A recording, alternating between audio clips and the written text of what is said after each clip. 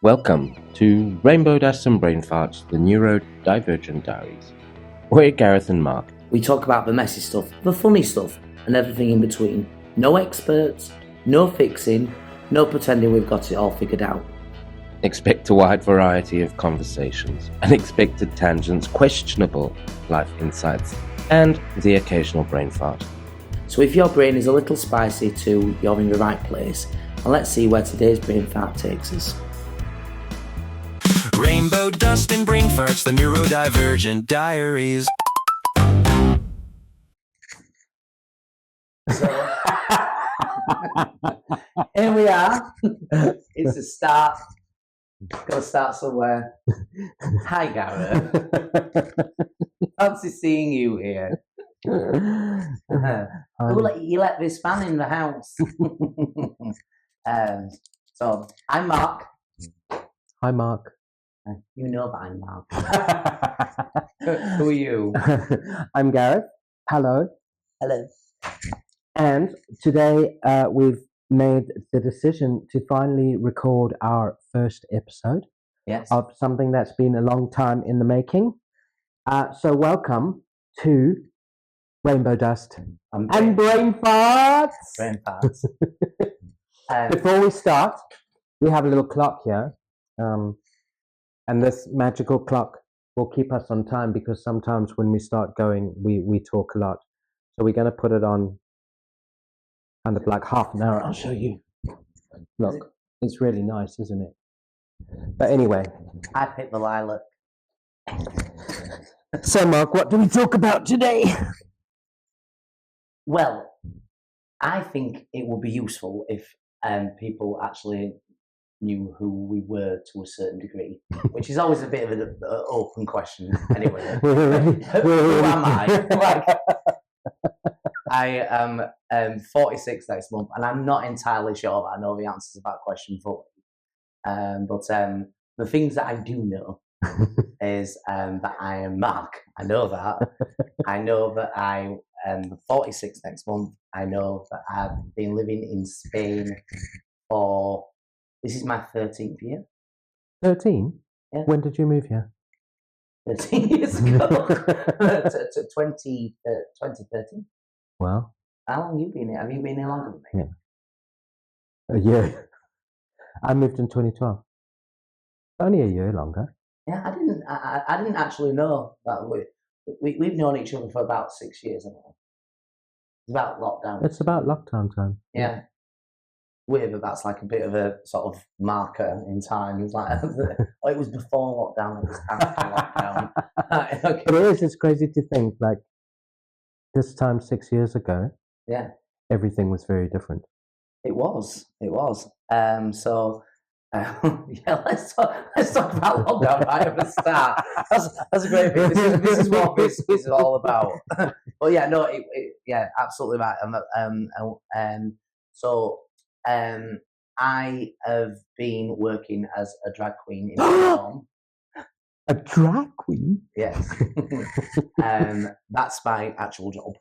Yeah. So so I can say the word professional drag queen, although you can use the term professional loosely. But I get paid for it. But why a drag queen? Because I would get paid more as a drag queen than a singer. A singer with makeup on. So sorry, it was for artistic, creative reasons that I decided to be a drag queen. It's something that I got into when I was younger, and then left alone. I actually was in Gran Canaria for a year, and then I met somebody and moved to South Yorkshire. I'm actually from Leeds, which is West Yorkshire, but I lived in South Yorkshire after living in Gran Canaria, and I just sort of hung up the heels kind of thing. And I wasn't really doing shows. I'd just been a karaoke host when I was a little draglet, as I say. And then I got back into it later. I got into singing when me and that guy split, I then needed to pay the mortgage, and so I got into singing. And then everyone used to say two things to me. They used to say, we go on our holidays to Benidorm, you'd be good in Benidorm. And then the second thing that they used to say is, like, have you ever considered doing drag? And I'd go into this whole thing, whole story about, like, the Gran Canaria thing. So I ended up in Benidorm, and then Benidorm's fun to work in, not so much to live in. Yeah. So now I live on the outskirts in Albion. But then what did you do before drag? I was a trainee tutor and educational support worker at it was Doncaster College and School for the Deaf at the time. It's now called the Communication Specialist College in Doncaster. And I worked with people with hearing impairment, but specifically within the area of with additional support needs. And that's when I really got a passion for seeing somebody's journey from point A to point B. Yeah. I really like that. And it was like a lot of like independent skills and things that we used to teach. And I really, really enjoyed it. So a lot of people know me now for drag, but they don't know that I used to like actually have a proper job. Like, I used to have to get up in the morning and go to work and do something. And I actually think that this is a lot of where this kind of thing is coming from, because I miss it. I miss the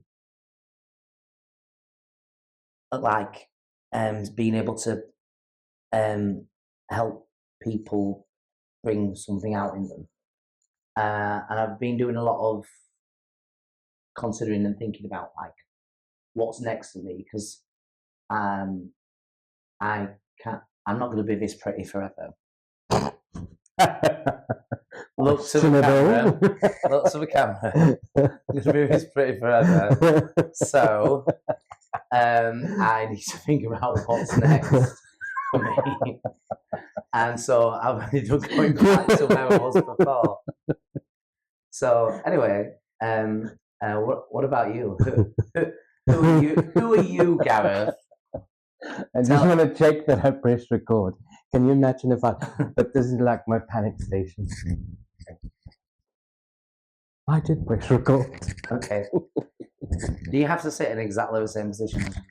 No, I'm not going to edit anything out. You've got like a notepad, but I brought a notepad and a pen, and I intended to write notes, and I didn't. I have a security blanket. Okay. Mine's over there, because I didn't have anything on me. I thought I'd just continue. Right, all right. So, who are you? Who are you? Which part of me do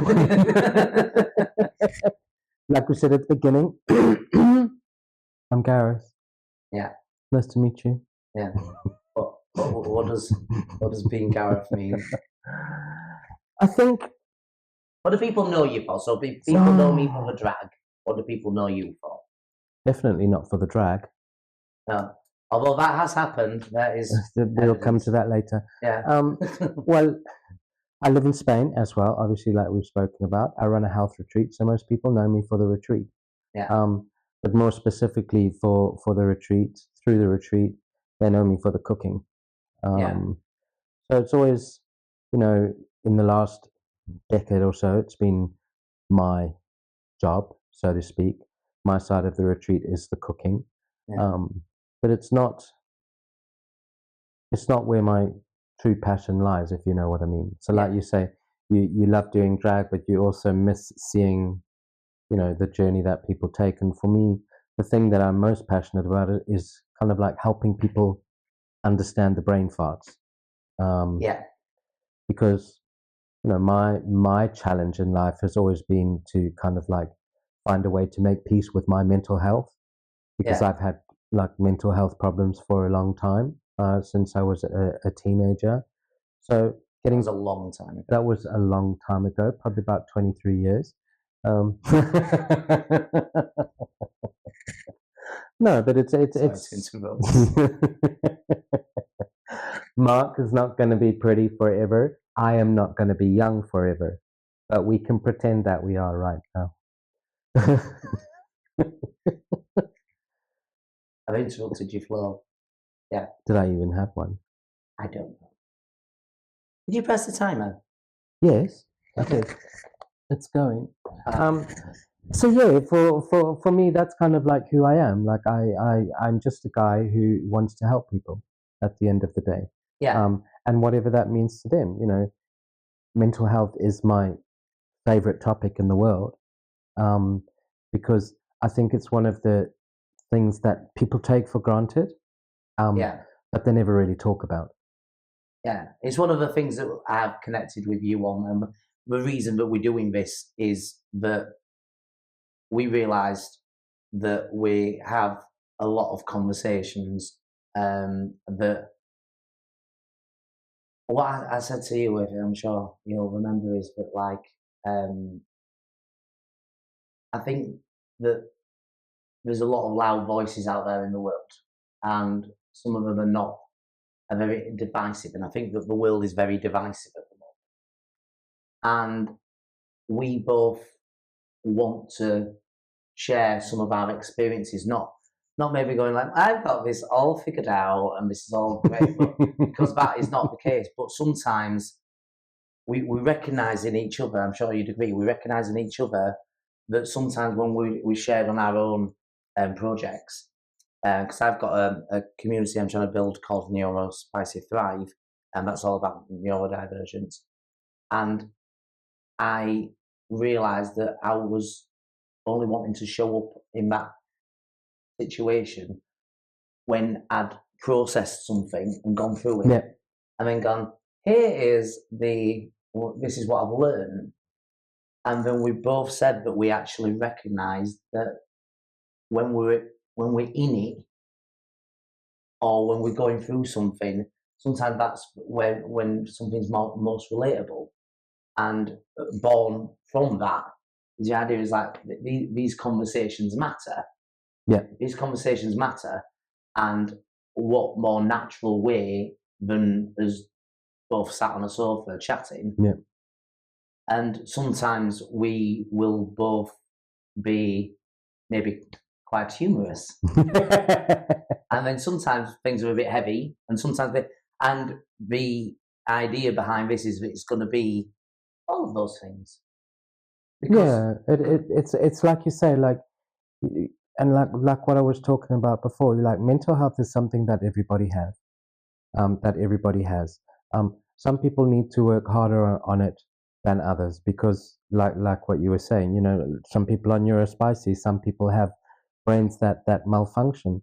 But I think the biggest part of mental health and where the biggest help comes from is in conversations like this. Yeah.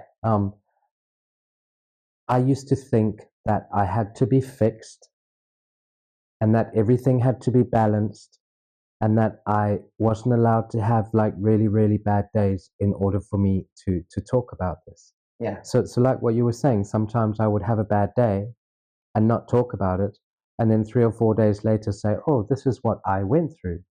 Yeah. And yes, that is helpful. And there are a lot of voices out there, and I'm not denying that there are people that speak about mental health.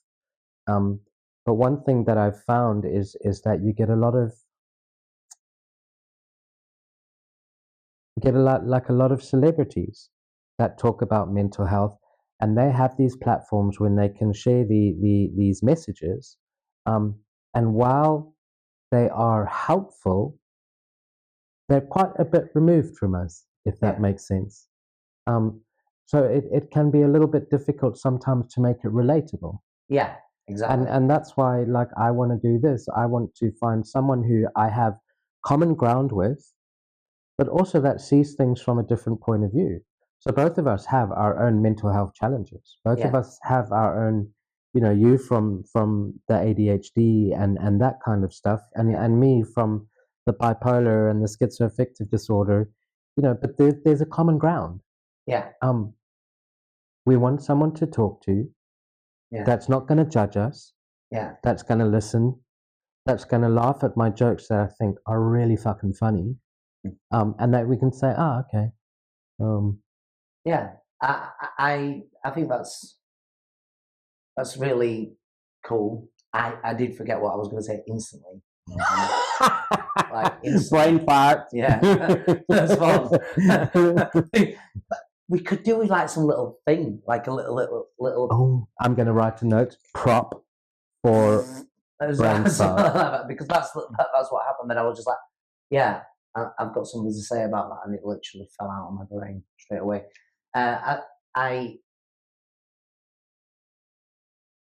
I'm going to be doing a lot of that today because, like where I'm at right now is that I am really tired.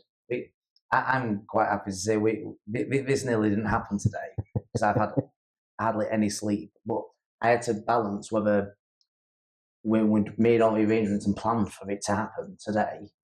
The fact that I couldn't get myself off to sleep last night, probably because I was excited and like really wanting to get into it. I've been wanting to do this, but it means that I'm like, oh God, I'm going to be showing up as the tired version of me. I'm just like, well, that's the whole point, isn't it? The whole point is that hopefully, if we keep on doing episodes of this, and we've got like the 10 people that are our friends that actually watch it, that the people will see that we're all of these different things. And that's the point. I've just remembered it. It just came flooding back. The little man that lives in my head. Rainbow dust. Yeah. He just ran forward.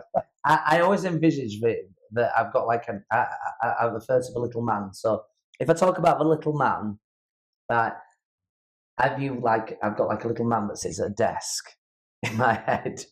Right. And so, like, if I'm trying to think of something, I can't think of it. I picture him sort of like going, but I'm just like, the little man's got nothing. Right? Or, like, then I feel like he's running forward. Like, I have the answer. I have the answer. And what I was going to say about what we were talking about before is I realised that there's value in the experiences that I've had in the past year. Because although, like, I've got challenges at the moment, like I'm just having a proper brain scratching situation with my sleep, I can see that by quite a few metrics, I'm in a better position than I was a year ago. And I'm like, if I can share and talk about that, so somebody that might be more like where I was can see your route, then that's useful. Yeah. And so I don't have to be the best version of me is lighter. That's always the case. There will not be one of these episodes that go out that I don't mention my weight in some way. We're gonna have to unpack that. That'll probably be a whole episode. We had to decide how we were sitting here, didn't we? Because I'm just like, I look fat. And it's just like, so we're going to sit the other way around and I couldn't deal. But so pretty. I'm just like, no. Yeah, there is a more ideal version of me. But I was talking about this the other day, that sometimes you sort of think about like the ideal version of you, and just like maybe some past version.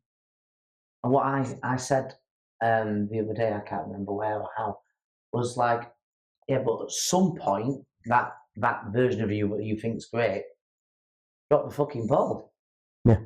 And started putting all the weight on and stopped meditating. That version that you think was great, and also the one from a year ago that was the biggest I've ever been, and couldn't exercise at some point, that Mark went enough's enough and started making the little steps. Get me to this sort of, you could consider medium version. But through all of those experiences, all of it, I'm actually probably wiser than I was in any of that other place. Always a little bit wise. And I didn't say wise, I said wiser. Right. I'm joking. At no point am I ever going to say I'm wise. But like, I just feel like that you are just the you that's there that day. I think that's the thing. Like, we sometimes try and be this version of ourselves that we think that other people think that we should be. Yeah. And then as we get closer to it, without realizing it subconsciously, it's not really who we want to be. And for me, it's not about, you know, there was a point in my life where it was like, oh, that's how I want to be, if that makes sense. Yeah. And I learned a lot of what I do from personal development, and they teach you to imagine who you want to be and step into it, and who do you want to model, and this and that. And it's like, you know, I did that stuff, don't get me wrong, and it helped me take steps forward. But then one day it's like, well, is this really who I want to be? And for me, it's about what I want to be, if that makes sense. Yeah, it does make sense. It's like, you know, like what you were saying, today I'm tired. Okay, so what? Doesn't mean there's anything wrong with me. But sometimes I think because I'm tired, there's something wrong with me. And because I'm tired, I can't do this, or because I'm tired, I can't do that. It's like, yeah, we need to be aware of what's going on. But if we just say, okay, this is a part of what I am, not who I am. Yeah. Then it's a lot easier, and just to almost like say, well, fuck it. Yeah. I think that ties in with a lot that I've learned since I've been going to therapy. That it seems that regardless of different sort of ways that the message is put across to me, or regardless of the way that it can be approached, it always seems to come down to the kind of idea of being at peace with yourself. And so the noise of beating myself up has reduced. It's not gone. But the more it was what it was, it is what it is, it will be what it will be, but you are, the more like relaxed that you are about that, the easier it is. Yeah. And that seems to be like an overall lesson that comes in all different shapes and sizes, how it comes into my life, how the conversations come up, but it seems to be an acceptance. And it's like when you said about like with mental health and with understanding a neurospicy brain or anything like that, it's not the fix. And that was something that is definitely something that I've only really come to realize in the past few months, really. I was always trying to fix outsmart the brain, and really you can't. You got to kind of just go like, oh, well, you decided to do that to me. Okay. Yeah. So we're just going to have to roll with that. And the more that can come from a place of intrigue and being a bit inquisitive, why did I decide to stay up till 6 a.m. when I was doing this today? Why was that? And I'm like, oh, well, you've ruined it now, and that's because I definitely felt that. I definitely felt that in that time. I definitely did. But I'm getting quicker at going like, well, here we are. You're just gonna have to just like. I think for me, like, the thing is, life is like cooking, right? Yeah. The only thing is you don't get a fucking like a box of chocolates. No, you don't. The only thing is that you don't get a recipe. Right. So sometimes we wake up and that's what the meal is, and we're like, oh, I don't like it. But then if we look back and see what ingredients contributed to that, then it's a lot easier to make a better meal next time. And not every meal is going to work out. There's so many there's so many different ingredients out there. But yeah, sometimes the meal doesn't work out. But that doesn't mean that there's anything wrong with me. You know, that's what I want this to be about. It's kind of like making up our own recipes. We constantly hear that we need to fix this, we need to do this better, we need to do that, and da da da da da. It's yeah. So what you're saying is that when you spot that you've got certain circumstances coming up that like a recipe is like, well, when I had those circumstances before, it worked out well when I did it in this method. I love that. Rainbow dust combined with the brain farts. No, I really like that. I've never used that analogy before, but that's a good one. No. But you know, like what I really like it. I'm not thought of it that way before. You know, like what you were saying, like with the little man that sits at the desk, and sometimes he just sits there and stares vacantly, and other time he comes running up. Like for me, a similar thing happens. It's not that there's anybody at a desk, but I get like a picture in my mind, right? Right. And I see the picture very clearly, very vividly. Yeah. If I can translate it, then it's something that can be spoken about. If I look at the picture and it's in French, if that makes sense, I can't speak French, so I can't translate and I can't share it. And I've learned from the past that when I've tried to translate it, it just comes out as mumble jumble blah-bitty blah. Right. If that makes sense. So for me, like if I get a picture of a recipe book in my head and I look at it and think, well, why the hell am I getting a picture of a recipe book? And then it's like, okay, well, you don't need to know why. Just listen to the picture, so to speak. That's so interesting. And I think all of us, and it's like you with your little man sitting at the desk. There's going to be a time and a place for these things to come up. One of the things that I'm really passionate about is I'm fascinated by the way that people's minds work and how differently they work. You can find common ground with people, and you can see that, like, you can shared experience, but like a lot, like, and that's what has happened a lot in social media, particularly regarding neurodivergence. And I think it's great that all these conversations are happening, but the experience, although you can sort of see some patterns, you can see some ingredients for making something that it's still going to work, turn out your own way in your own head, because I've got a friend, for instance. One of the 10. One of the 10, yeah. I said to her, like, when you daydream, is it about this? And she's like, I don't daydream. What? No, I don't daydream. I'm like, you don't daydream? I found it baffling. Like, I'm just like, don't you have all these different things happening to people? But it then started me having those conversations with other people, and I was fascinated by the way that some people's minds work. So some people have very sort of comedic things happen.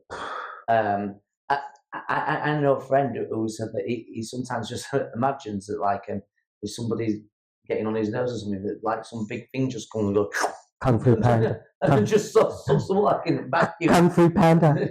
Kung Fu Panda for you. If I haven't seen the film, but I just know that Kung Fu Panda does karate and crazy things. So sometimes if things happen outside of me that I may not necessarily agree with, rather than kind of like reacting or whatever it is, I just imagine Kung Fu Panda doing this like craziest Kung Fu move and knocking the shit out of that person. And then it helps me to kind of like release the emotion and then choose what I want to do with it. Oh, cool. But everyone, it's like you say, everybody's brain is going to function differently, and that's what's so amazing. Yeah. Like with and you'll meet so many people in the line of work that you do, and I meet so many people in the line of work that I do, and no two people are ever the same. No. There's going to be some common ingredients, if that makes sense, but no two people are going to have the same kitchen. Yeah. No. Oh, that's ended up being the thing, hasn't it? Life is like a recipe book. There we go. You heard it here first. We're gonna see it quoted on t-shirts. Stay tuned for our merch. No, that's a joke. That's a joke. When we have 11 followers, then yeah. Let's not go too crazy. I feel like I just want to interject on a completely different topic and talk about a couple of the things that are going on here in the setting. So, that isn't a stuffed animal. That is a real dog. That's Sophie. That's Sophie. I call her my emotional support animal. She's a rescue dog, and she would have probably cried if we'd left her in the other room. And she seems to be perfectly happy. She doesn't have an opinion to share with everybody at the moment, but she might do at some point. We've got these cards that we might use in probably a future thing. We might even just leave you wondering about what they are. Yeah, they're magic cards. They're magic cards. They also might be just there for when we run out of something to talk about. We can just box ourselves to have something to say. Although running out of things to talk about is possibly not going to be an issue. Is there anything that you feel like we've not covered in the who are you and who am I thing? Or do you think should we just let maybe I 12 listeners? I think that hopefully this gives people a bit of an insight into what this is going to be all about. We have a lot to talk about because that's what humans are like. But I think let's look at our clock. Oh my God. Shall we wait for the alarm to go off? Is it nearly the time? Maybe. I feel like you've already given it away. It's close to the time. So, I was going to comment on you twiddling your thumbs. That the reason being that I have a natural tendency to twiddle my thumbs because I have sweaty palms. It's stick and I don't like it. But my mum, grandma, they used to twiddle their thumbs, and I naturally go to. But then because of the stick, go that, and then I don't like it. So I twiddle my thumbs if my hands are cold. But they're not cold because I'm nervous because we're talking to people. It's my security blanket. So yeah, we'll talk about more twiddling thumbs. So that's our first episode. That went so much better than I thought it was going to go. Wasn't that great? I think so. I'll let you know when I watch it back. When you invented the whole thing. I couldn't believe that wasn't something that you referred it to it before. What? The whole thing, life's like a... Doesn't matter. Recipe book. I'm like... Well, I just thought you must have done. And this is something that It was a brain fart. Right. Thank you, everybody. Yeah. That was the end of the first episode. Yes. Hopefully, you'll see us on the next one. Bye for now. Bye. Do we have to pause and then so it doesn't look like we're just...